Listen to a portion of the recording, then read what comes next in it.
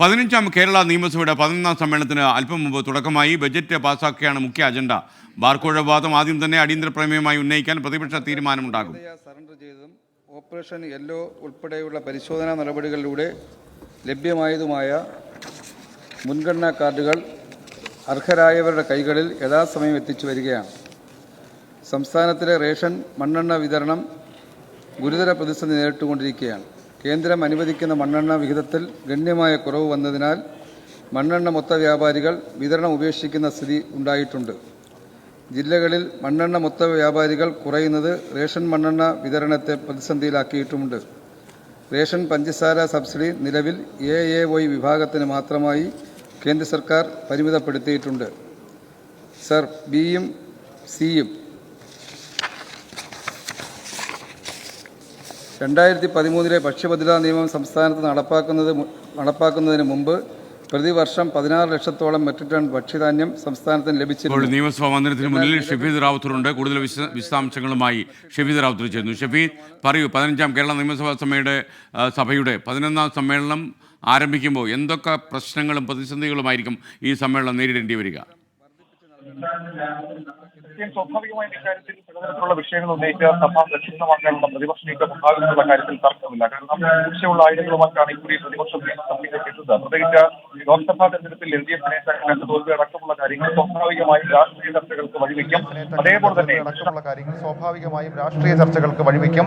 അതേപോലെ തന്നെ പ്രശ്നാധിഷ്ഠിതമായ പല വിഷയങ്ങളും പ്രതിപക്ഷം നിയമസഭയിലേക്ക് കൊണ്ടുവരികയും ചെയ്യും. 15ാം കേരള നിയമസഭയുടെ 11ാം സമ്മേളനത്തിന്റെ ആദ്യ ദിവസം അത് ബാർക്കോഴ ആരോപണം, പുതിയ ബാർക്കോഴ ആരോപണം തന്നെ സഭയിൽ ചർച്ചയാക്കാനാണ് നിലവിൽ ഇപ്പോൾ പ്രതിപക്ഷം തീരുമാനിച്ചിട്ടുള്ളത്. അതിൽ നമുക്കറിയാം, federation of Kerala hotel association Idukki ജില്ലാ സെക്രട്ടറി അനിമോന്റെ ശബ്ദരേഖ പുറത്തു വന്നതിന് പിന്നാലെയായിരുന്നു സർക്കാരിന്റെ മദ്യനയ രൂപീകരണം അടക്കമുള്ള കാര്യങ്ങൾ ചോദ്യം ചെയ്തുകൊണ്ടുള്ള വിവാദം, പുതിയ ബാർക്കോഴ ആരോപണവും വിവാദവും ഒക്കെ ഉണ്ടായത്. സ്വാഭാവികമായും അത് ഇന്ന് ആദ്യ ദിവസം തന്നെ പ്രതിപക്ഷം ചർച്ചയാക്കും.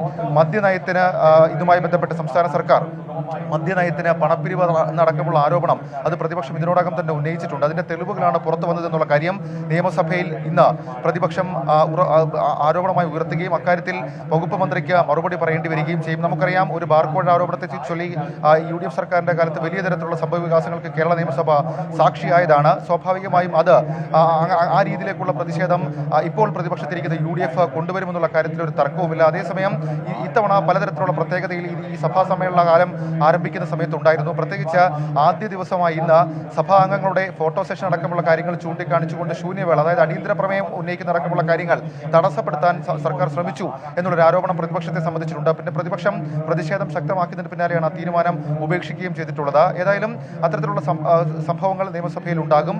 നമുക്കറിയാം, ഈ മഴക്കാല ശുചീകരണ യജ്ഞം, അതിലെ പാളിച്ച അടക്കമുള്ള വിഷയങ്ങൾ, മാസപ്പടി വിവാദം, ഈ ക്ഷേമ പെൻഷനുകൾ മുടക്കം, അതടക്കമുള്ള വിവിധ വിഷയങ്ങൾ നിയമസഭയിൽ ഉന്നയിക്കാനാണ് നിലവിൽ ഇപ്പോൾ പ്രതിപക്ഷം തീരുമാനിച്ചത്. യഥാർത്ഥത്തിൽ ഈ നിയമസഭാ അംഗങ്ങളുടെ ഫോട്ടോ സെഷനിൽ ഈ മാധ്യമപ്രവർത്തകർക്ക് വിലക്ക് ഏർപ്പെടുത്തി എന്ന രീതിയിലൊരു വാർത്ത കണ്ടു. എന്താണ് അതിന്റെ വിശദാംശങ്ങൾ?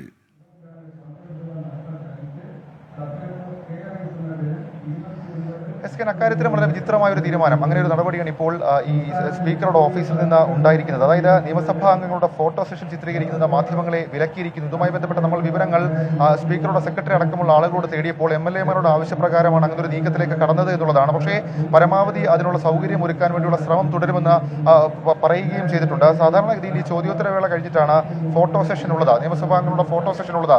മുൻകാലങ്ങളിലൊക്കെ അത് മാധ്യമങ്ങൾക്ക് ചിത്രീകരിക്കാനുള്ള അനുമതി ഉണ്ടായിരുന്നു. പക്ഷേ ഇപ്പോൾ വീഡിയോ ചിത്രീകരിക്കാനും ഫോട്ടോ എടുക്കാനും മാധ്യമങ്ങൾക്ക് അനുമതിയില്ലെന്ന് സ്പീക്കറുടെ ഓഫീസാണ് ഇതുമായി ബന്ധപ്പെട്ട് ഇപ്പോൾ വിശദീകരിച്ചിരിക്കുന്നത്. എന്തായാലും അക്കാര്യത്തിൽ ഒരു ഏതാണ്ട് 90% മാധ്യമങ്ങളെ ഈ ഫോട്ടോ സെഷനിൽ നിന്ന് വിലക്കാൻ തന്നെയാണ് സാധ്യത. Okay, thank you Shafeed Rawther. സമ്മേളനം തുടരുകയാണ്. അതിൻ്റെ കൂടുതൽ വിവരങ്ങൾ വരുന്ന മണിക്കൂറിലൊക്കെ നമുക്ക് ഉൾപ്പെടുത്താൻ കഴിയും.